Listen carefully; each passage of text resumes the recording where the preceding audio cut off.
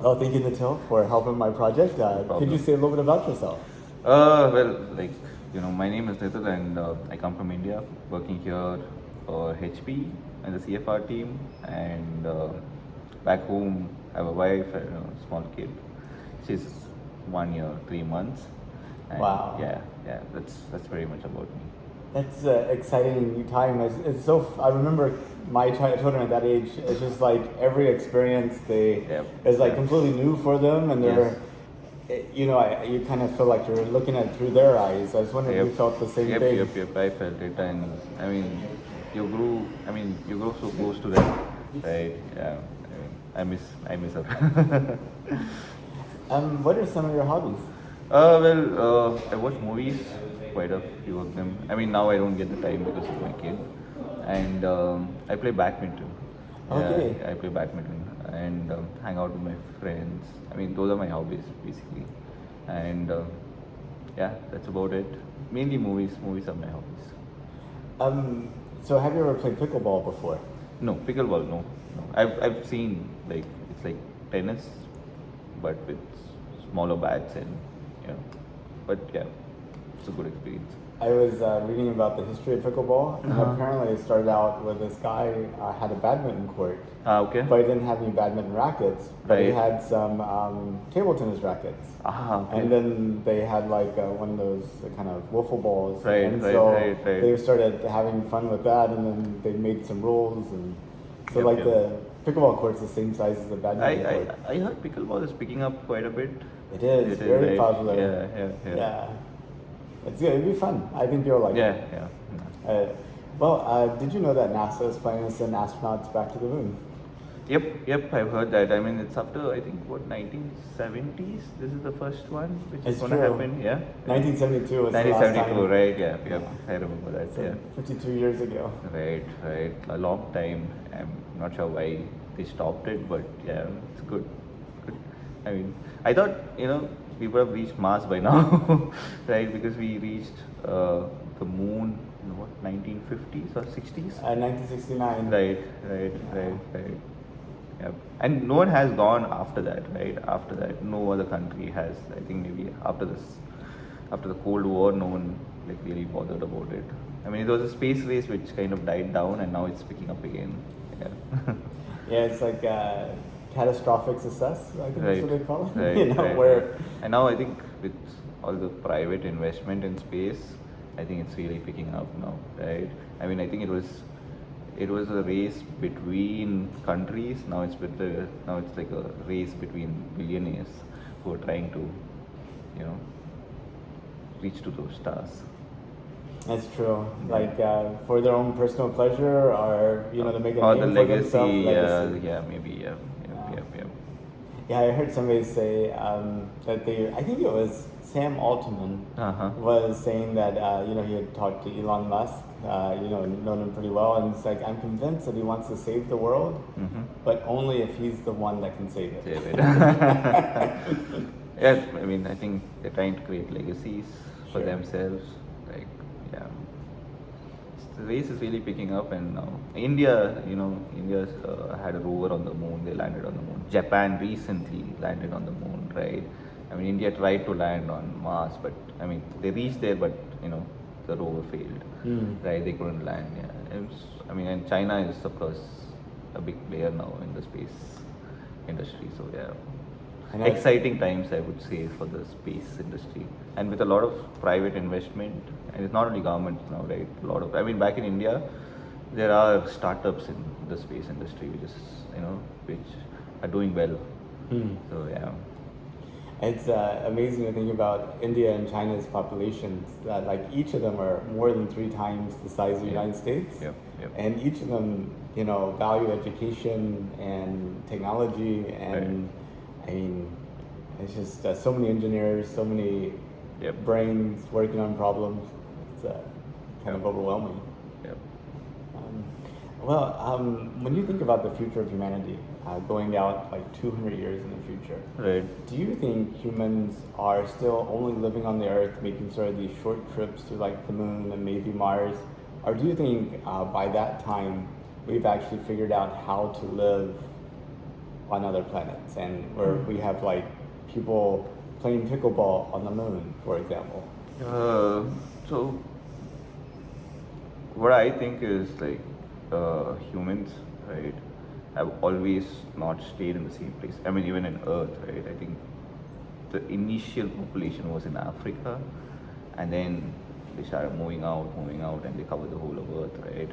So I think maybe 200. I'm not sure if we will start living on the moon or Mars, but that might happen sometime in the future once you know the the the travel kind of becomes safer and more cheaper and maybe affordable, then it is possible.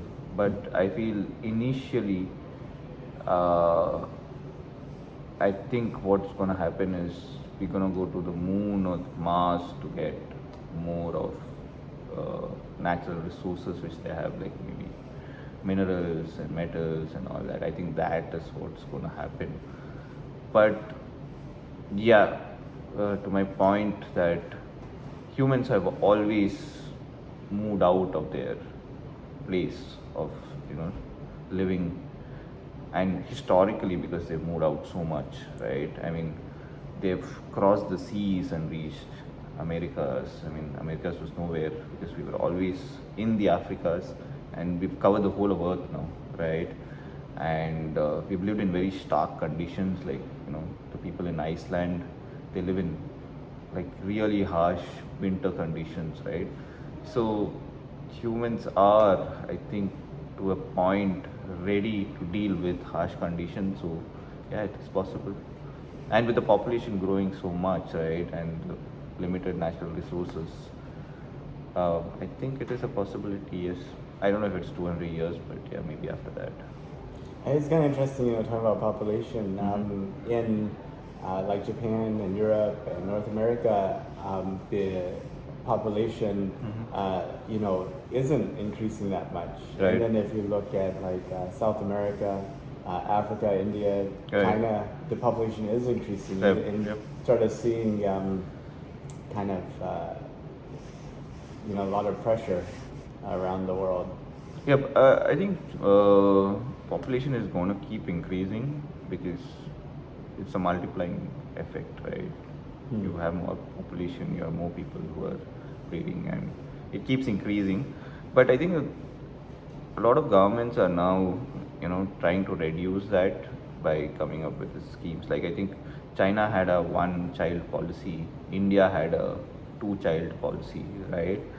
And generally, at least from what I can recollect, is that my ancestors used to have more babies than what we are having now, right now. So I think the population as such might not increase at the rate which we have seen in the past decade or millennium, but population might not be a factor for us to move to Mars, and it might be just our innate nature to move out and explore other places. Yeah, that might be the factor which makes us move out. That sounds like a lot better thing for it to be something we want to do instead of something we have to do. Yep. And yeah, and I think, but the only issue is that we don't have a planet which is as good as Earth. I know. Anywhere nearby, right? So whoever goes to wherever places, right, it's going to be a tough challenge, right? But yeah, people are living in very harsh conditions in Earth itself, right? People who are much near to the equator and much near to the North Pole. Those are really stark conditions to live in. So yeah, there will be people who will go there, but I don't know if it's going to be like a mass occupation of Mars or Moon. Yeah. It is kind of interesting to hear whenever I do these interviews. People think of if we mess up the climate here on Earth, we might need to go to space. But I think a lot of people don't really understand how good Earth is compared to the other choices that. Right. Even if we messed it up completely, it'd still be better. It'd still be better, yeah. I do feel that because there's anything close to Earth anywhere nearby, right? I mean, unless you have like space travel, like the Star Trek. You do Yes. I mean, Which you might get, yeah, which I might be, but unless you get something similar to Earth, I mean, I think Earth is a better option, and we should try to save it as much as possible for the future. Absolutely. I think, Elon Musk, he has a space company and his focus Right, is right. on building a city on Mars. Mars, yes. But Jeff Bezos also has a space company, and he talks about using space not so much to move people, but to move industry and mining and all those earth harming activities Right. off of the planet. Yeah, I think I'm more aligned to what Bezos is doing because, uh, like when you move out all these harmful industries, and I don't know how economical or whether it's gonna make uh, sense in terms of money. But if that does make sense, then it's a whole lot better than moving out, right? Of course, you have to move out to explore to see if you can, make it habitable. But then, if you are able to move industries out, right, out of Earth, and bring back Earth to how it was before, I think that's a much better option. And anyways, population is something which will shrink over a period of time with countries coming up with their one child policy, two child policies, right? And we can still live on Earth for a longer time, right? And of course, space exploration should be to find a identical planet for like Earth, right? Because Mars and Moon and any other does not replace Earth. It's going to be very difficult. And the other part of Jeff Bezos is forget planets. Let's build our own huge space facilities, and we can make them however Earth-like we want. Okay. Yeah. I mean, yeah, sure, that would work, but that's just an artificial. I mean, it's going to be an artificial city which you're building, which I know how it's going to work. I mean, it's too futuristic to think of it, right? Like in the movie, which movie was that? Interstellar. They had those, maybe, maybe. And I mean, it's difficult to think so much in the future because you don't know how it's going to look, and you know, and if population really, really, really gets very bad, right, then there is no option. You have to come up with something like that. And if population gets really bad and the climate gets really bad, then people might just move out. And I think also most of the time people move out is for money. If they can earn more. I mean, initially that's how people go to different places, right? At least now, to get more money for their work. That's true. The economic advantages, Right, some right. type of That better might be the future initial safety. That might be the like if like what Bezos says. There are. I mean, he moves the industries outside of. I mean, the first ones to move would be, of course, the guys who are very enthusiastic about moving out and trying to build something outside in space. The other ones and the majority of the ones who will move out will be for the money. If you could, would you take a trip to space? I would take a trip to space, but just like maybe as a tourist. How far would you go? Just to orbit, to the moon? I mean, to the moon, yes. If you could walk around the moon, that would be super cool. Like just to experience, know how it is, because I mean, I understand the gravity is lesser and you are much more lighter. The spacewalk, yeah, it'd be great. I know you take a jump and you're like, oh, I'm still up here. Yep. Finally, get down. Yeah. Well, thank you so much for talking to me for my project. It was Thank such you. a pleasure to get to hear your views. And, It was great talking to you. Yeah, it was a great pleasure. Yeah. Well, thank you.